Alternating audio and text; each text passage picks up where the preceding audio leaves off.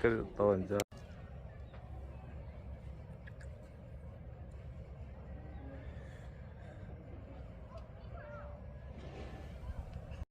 사진은 마음껏 찍으셔도 돼요. 옆 사람의 관람에 방해가 되지 않게 배려해 주시고, 이곳은 자유롭게 행동하시는 게 안 되거든요. 저희 안내 햇살과 함께 이동해 주셔야 됩니다. 잘 부탁드리겠습니다. 이동하시겠습니다. 여기 너무 지금 안 멋져요. 이게 봄에 노란 꽃을 피우는 산수유 나무입니다. 네, 노란색. 그리고 바닥에 있는 덩굴식물은 대통령님께서 좋아하셨던 마삭줄입니다. 마삭줄이 심어져 있어요. 아래쪽에는 뭘까요? 봄에 노란 꽃을 피웁니다. 개나리입니다. 그러니까 봄 되면 여기가 이쁘겠죠? 노란색, 노란색. 뭐가 달렸다. 열매가. 네, 여기 봄 되면 너무 이뻐요. 원래 다른 데도 봄이면 이쁘잖아요. 자, 이쪽 설명하겠습니다. 이곳은 만남의 광장입니다. 해임 후 고향에 오신 대통령 만남이 이루어지던 장소입니다. 그 당시에는 여기가 보안구역이다 보니까 차단 목적으로 이런 게 생겼거든요. 입에서 김해시에 기부 체납했습니다. 그래서 김해시에서 복원해가지고 2009년 9월에 개방했고요.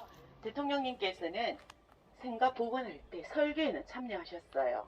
그런데 서거하시는 바람에 완공된 거는 못 보고 가셨어요. 참 초라해.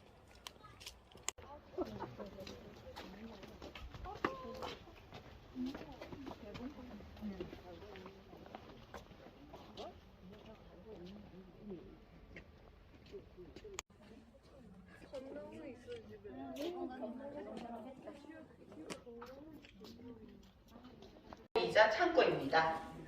네, 여기 설명 먼저 하기 전에 왜 이 집은 사저가 아니고 대통령 집이라고 했을까 궁금하신 분 계실 거예요. 그래서 설명 먼저 드릴게요. 개방을 앞둔 2018년에 당시 노무현 재단 이사이셨던 도종환 시인 아십니까? 네. 도종환 시인께서 일제시대에 일본 고관이 머물던 개인적인 집을 신화가정 없이 사저라고 불렀다. 이 집은 신화가정 거쳐서 대통령의 집이라고 하는 게 어떻겠느냐라는 의견을 주셨어요. 그래서 이 집의 정식 명칭을 노무현 대통령의 집이라고 하기로 했습니다. 대통령님께서는 대한민국 대통령 최초로 고향으로 퇴임하신 대통령입니다. 참여정부 국정철학인 국가균형 발전을 몸소 실천하셨고요. 이곳에서 1년 6개월 정도 직접 생활하셨고요. 지금 여러분이 계신 곳은 지하 1층 차고이고요. 지상 1층으로 되어 있습니다. 대통령님께서 타고 다니셨던 탈 것들이 전시되어 있습니다. 처음엔입니다. 새천년 민주당 대통령 후보 경선 시절부터 대통령으로 취임하시기 전까지 이용하셨고요. 이 차 타고 전국을 누비면서 선거운동 하셨어요. 대통령님으로 만들어준 행운의 차입니다. 저기 저 차는 봉화마을에 오셔서 이용하셨던 차인데요. 사용 횟수는 몇 번 한대요. 이 차 좋은 차다. 네, 좋은 차예요. 왜냐하면 대통령님께서는 주로 이거 타셨잖아요. 외부 활동에만 이용하셨기 때문에 사용 횟수 몇 번 되지 않습니다. 두 차량 다 등록 말소 처리되어서 전시를 위해 보관 중에 있습니다. 여기에 사진 있어요. 근데 왜 이렇게 행복해 보여요?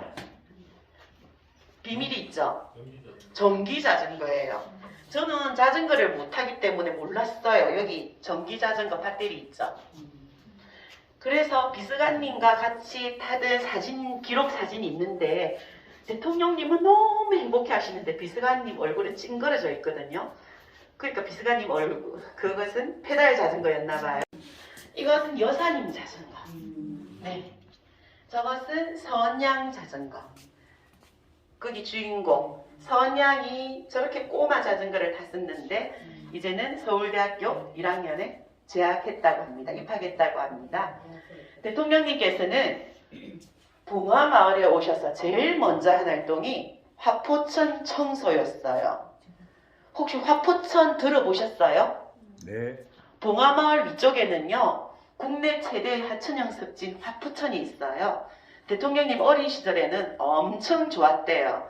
겨울철이 되면 철새들이 날아와서 하늘이 새까맣게 보일 정도로 아름다운 곳이었는데 퇴임 당시의 화포천은 오염되어서 엄청 더러웠대요. 그래서 대통령님께서 장화 신고 빨간 목장갑 끼고 화포천 청소를 직접 하셨어요. 그때 사용하셨던 보트입니다.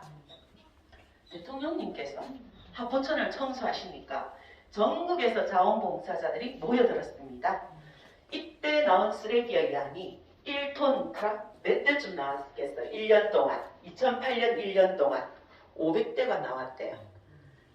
엄청나죠? 그래서 대통령님이 서거하신 후에도 대통령님과 뜻을 함께하는 이들의 노력은 계속되어서 결실을 맺었습니다. 2009년에는 화포천이 한국의 아름다운 100대 하천에 선정되었어요. 마침내 2020년에는 국가하천으로 선격되었습니다. 저희 창구가 있거든요, 서쪽에. 대통령님께서는 친환경 에너지에도 관심이 많으셨어요. 그래서 이 집의 냉난방을 위한 지열 에너지 시스템을 설치하셨어요. 그 당시 국내 주택 도입 첫 사례라고 합니다. 많이 필요했대요. 그래서 저쪽 문 뒤에는 기계와 보일러로 가득 차 있습니다. 이렇게 선양도 자야 되고 딸도 자야 되고 하다 보니까 여기에 손님방이 있었어요. 지금은 여사님 여기 안 사시니까 필요가 없잖아요. 대통령님은 기록 대통령이라고 할 만큼 기록물이 많습니다. 그래서 이곳에 학원 한수 설비를 붙여서 수장고로 이용되고 있어요. 대통령님의 물리적 자료 19,000권 정도가 보관이 되고 있습니다. 길 건너 껴있는 시민문화체험 전시관 가보셨어요? 네.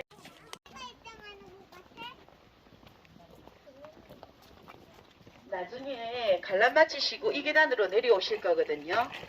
여기 이 자리 대통령의 집의 포토존입니다. 대통령님께서 퇴임하시던 날 기자들에게 우리 잘 살겠습니다 라고 인사하셨던 장소예요.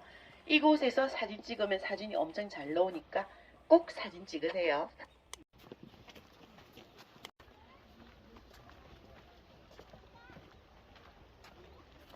그리고 이동하시겠습니다. 이 나무는 제주산 산딸나무입니다. 대통령의 집에는 나무가 엄청 많이 심어져 있어요. 유일하게 표지석이 있는 나무입니다. 표지석. 제가 읽어볼게요. 2008년 11월 16일 제주 4.3 희생자 유족회 제주시 지부회. 네, 제주 4.3 희생자 유족회에서 제주도에서 제주산 산딸나무를 직접 가져와서 대통령님 내와 함께 심었습니다.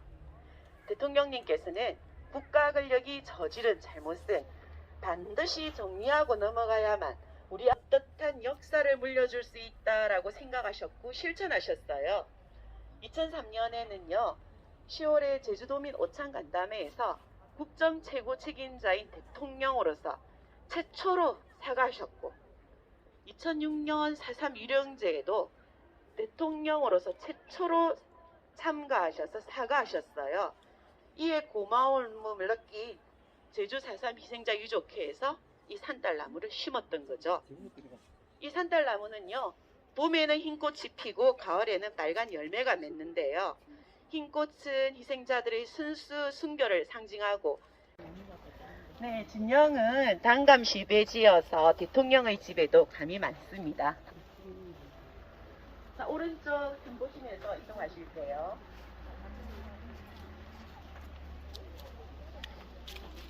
저기 산에 보면 삼각형 모양으로 경작된 밭 보이시죠? 그 밑에 초가집 보이세요? 가운데에? 네, 여기서는 잘 안 보이면 저쪽으로 이동하겠습니다. 여기서도 잘 보여요. 저기 설명하겠습니다. 저기 산 이름은요. 길게 들어 누워 있는 게 마치 뭐 닮았어요? 동터만 남아 있었어요. 근데 최근에 복원했거든요. 네, 대통령님이 형님과 함께 손수 지은 토담집이었어요. 보잘것없는 토담집. 거기에서 고시 공부하셨어요. 고시 공부하셔서 사법고시 패스하셨죠. 고등학교밖에 안 나오셨는데, 그리고 대통령도 되셨어요. 아마 좋은 기운이 있을 듯 합니다. 정식으로 공개는요 11월 말쯤 예정되어 있거든요. 그때도 오셔서 좋은 기운 받아가시면 좋겠고요. 대통령님 아버지께서는 저 집 이름을 구슬을 갈고 닦듯이 학문에 정진해라 해서 마옥당이라고 이름을 붙여주셨대요.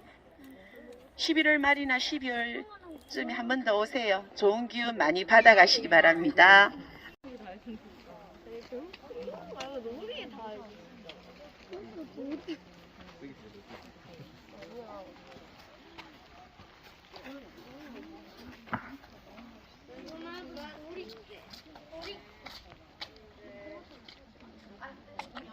경치를 조망하기 좋은 장소니까 아름다운 경치 보시면서 설명 들으시면 될 것 같습니다.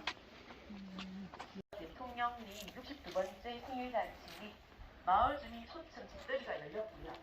2020년 동아마트가 이곳에서 녹화되어서 노무현 재단 유튜브 채널로 중계되었습니다. 저기 저 산 보실게요. 저 산 이름은 봉화산입니다. 네, 조선시대부터 봉화를 키우던 봉수대가 설치되었대요. 그래서 봉화산이라 하고요. 지금도 산 정상에 올라가면 봉수터가 남아있습니다. 봉화산 봉수대 아래에 있는 마을이라고 해서 아래 하자를 써서 봉화마을이라고 합니다. 대통령님께서는 저 산은 낮고도 높다라고 하셨어요. 해발 141m인데 산 정상에 올라가면 사방이 확 트여서 멀리 삼랑지 미랑까지 보입니다. 혹시 기회가 되신다면 올라가 보시면 좋을 듯 합니다. 이제 이 집 설명을 드릴게요. 저를 기준으로 12시 방향 안채입니다. 안채. 그 다음에 저를 기준으로 11시 방향이 주방입니다. 저를 기준으로 9시 방향이 사랑채입니다.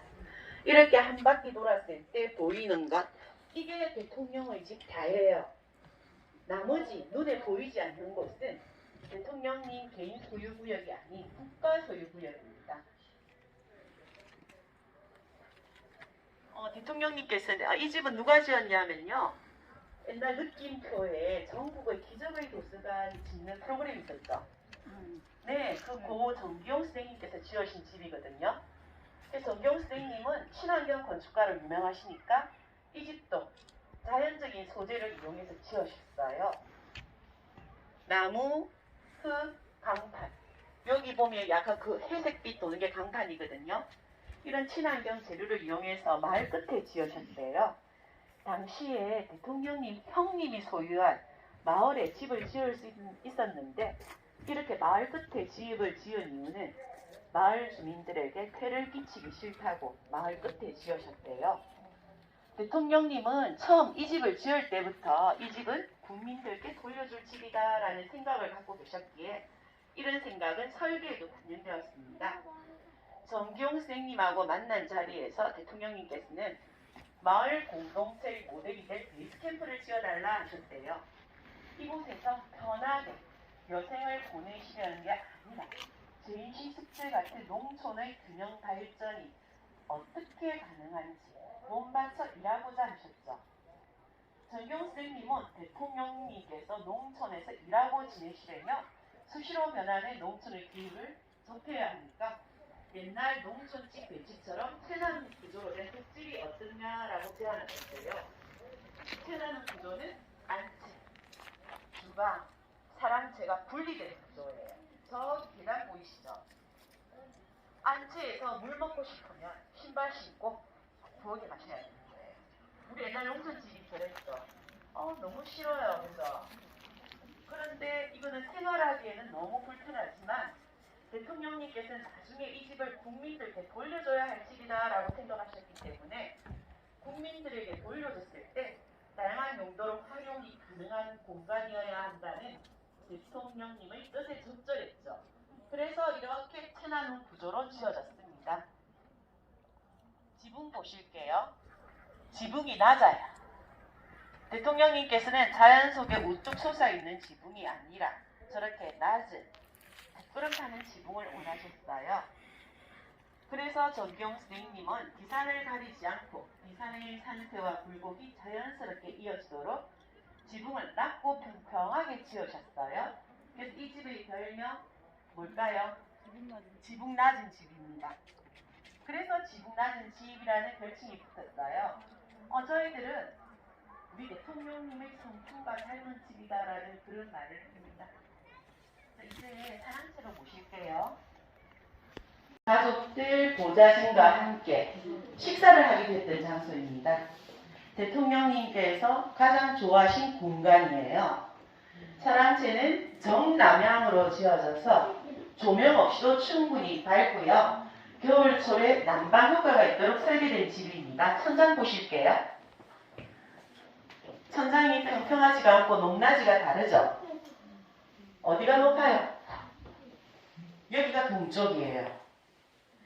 채광 효과 높이고 시야를 확대시켜서 대통령님이 좋아하셨던 봉화의 아름다운 풍경을 잘 볼 수 있도록 디자인되었습니다.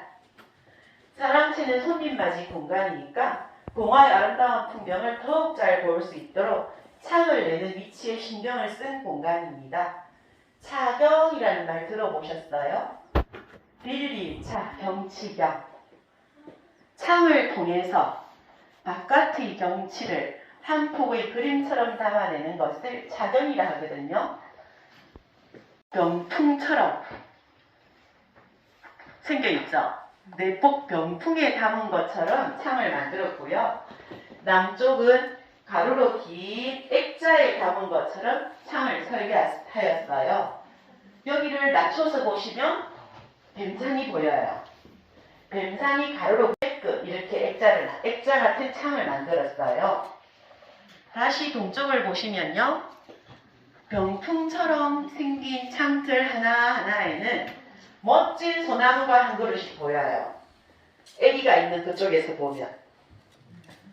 대통령님은 동쪽에서 보는 이 풍경이 동화에서 가장 아름답다 하시면서 여기가 대통령님 자리예요. 이 자리에 앉아서 풍경 보시는 거 좋아하셨어요. 손님이 오시면 이 자리 내어드리고 마주 앉아서 동화의 아름다운 풍경 나누는 거 좋아하셨어요. 사랑채에는 여러 가지 작품들이 액자로 걸려있죠. 그 중에 유명한 게 뭘까요? 저는 이거라고 생각합니다. 대통령님의 정치 철학. 대통령님 입주하실 때 선물로 드렸대요. 두 개는 액자로 걸어져 있어요. 그런데 왼쪽 사진 찍어서 나중에 확대해서 보세요. 대통령님께서 봉화마을에서 어떻게 살고자 하셨는지, 이 대통령의 집을 어떻게 이용하고자 하셨는지 잘 나타나 있습니다. 혹시 나는 다른 건축 스케치도 궁금한데 하시는 분 계시겠죠? 그럴 때는 제가 아까 이 집의 별칭이 뭐라고 했어요? 지붕 낮은 집이라는 책을 보면 나머지 건축 스케치도 수록되어 있습니다. 그래서 참고하시면 좋을 듯 합니다. 의자에 앉아서 휴식 취하셨대요. 대통령님 믹스커피 좋아하셨다 하더라고요. 기록에 보면. 근데 이 주방은 별로 설명할 것도 없는 너무나 소박한 주방입니다. 하나 설명드릴 게 있다고 하면 이 싱크대예요. 원래 설계상에는 싱크대가 저기 안쪽에 있었어요. 대통령님께서 여기로 내라 하셨어요. 주방일 도와주시는 분이 힘드실 때 저기 멋진 풍경 보고 기운 내시라고 여기 바꾸라 하셨대요.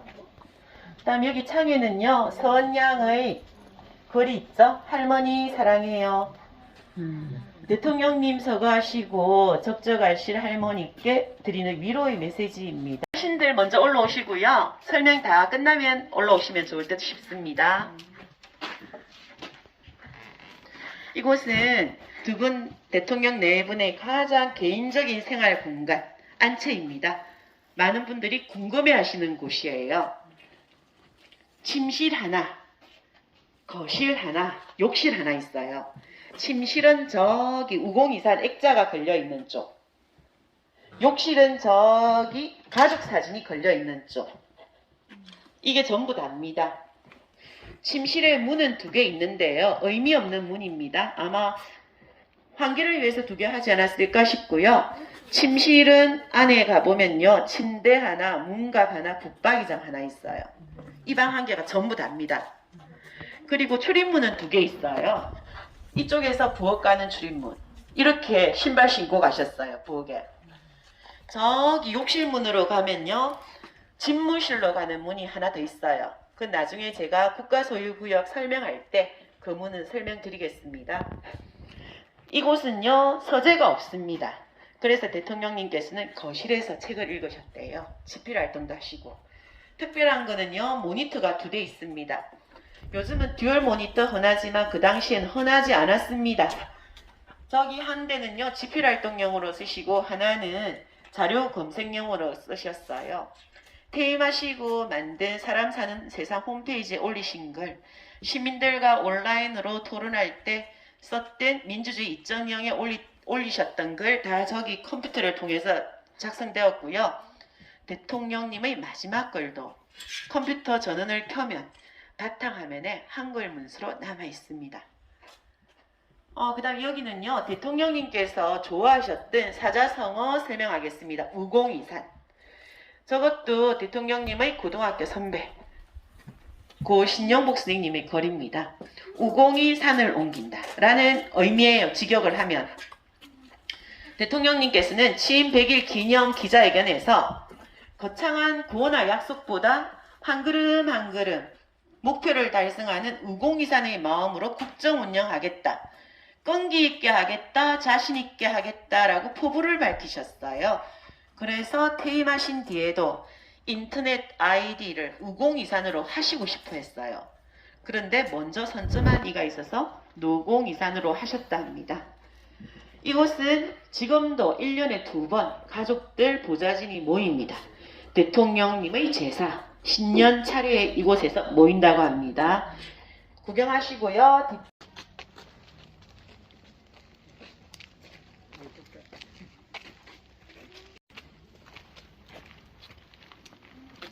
여사님께서 직접 애증을 갖고 가꾸시던 뒷덜입니다. 담장을 높이 쌓지 않고 뒷산의 산세가 지붕 낮은 집과 자연스럽게 이어지도록 비스듬하게 계단식으로 정원을 만드셨어요. 일명 꽃계단 또는 화계라고 합니다.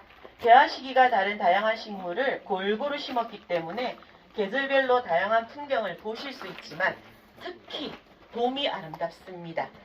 내년 4월 말쯤에 한 번 더 오시면 참 좋을 듯 싶습니다. 이동하시겠습니다.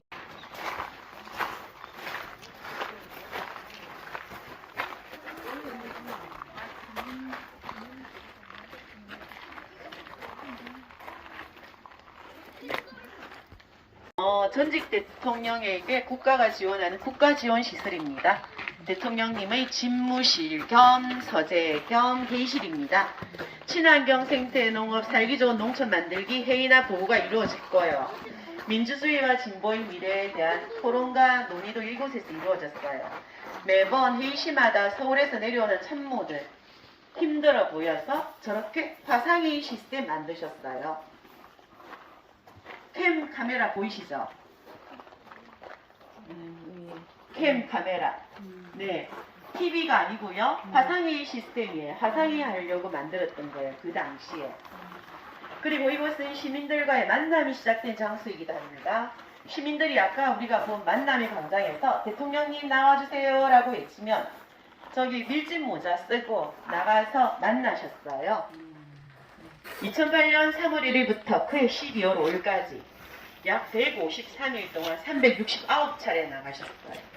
하루에 10차례 이상도 나가신 적도 있어요.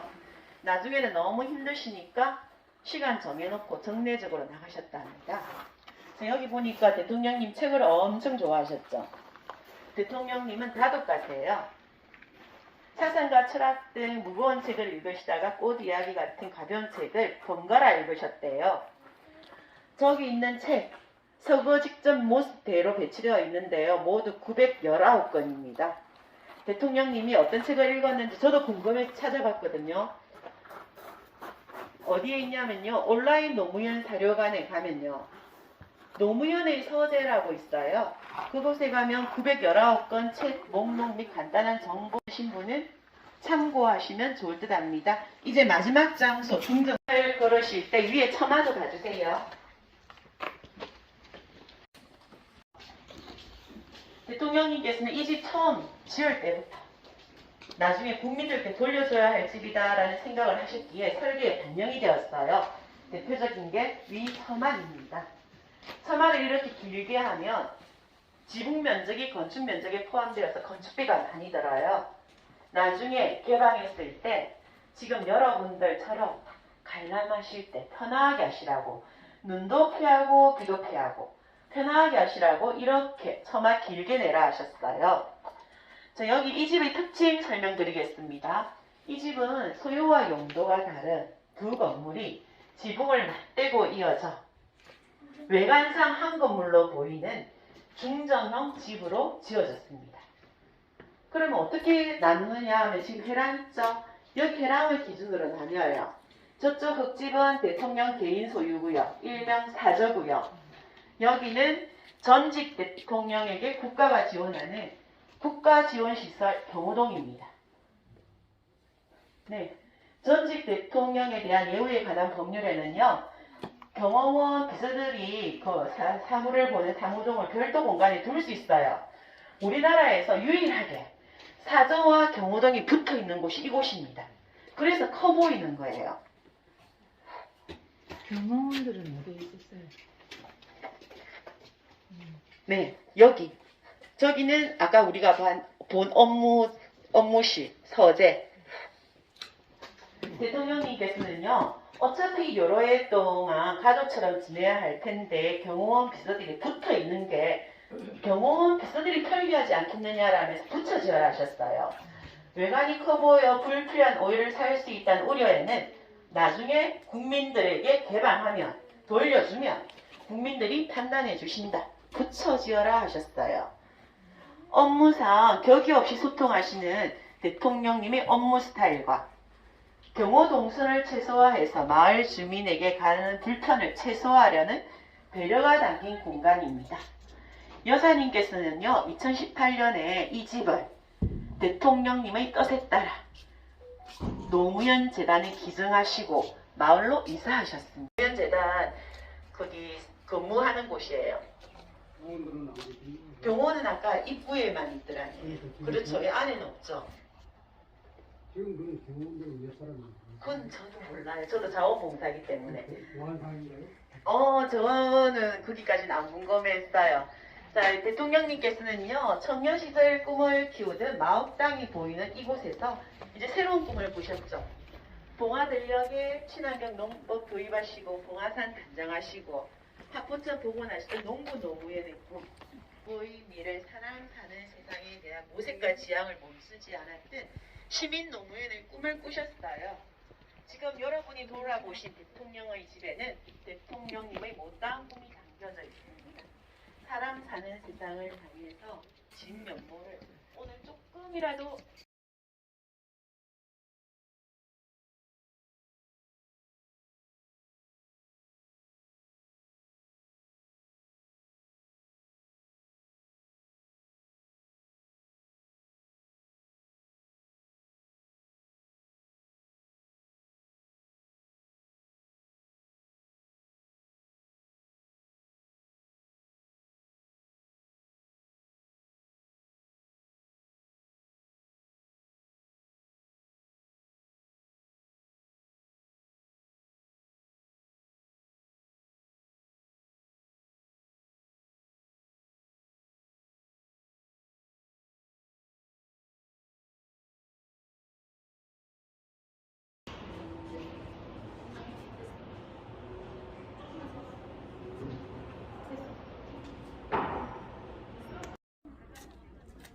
그래도 감나무가 주렁주렁 했대.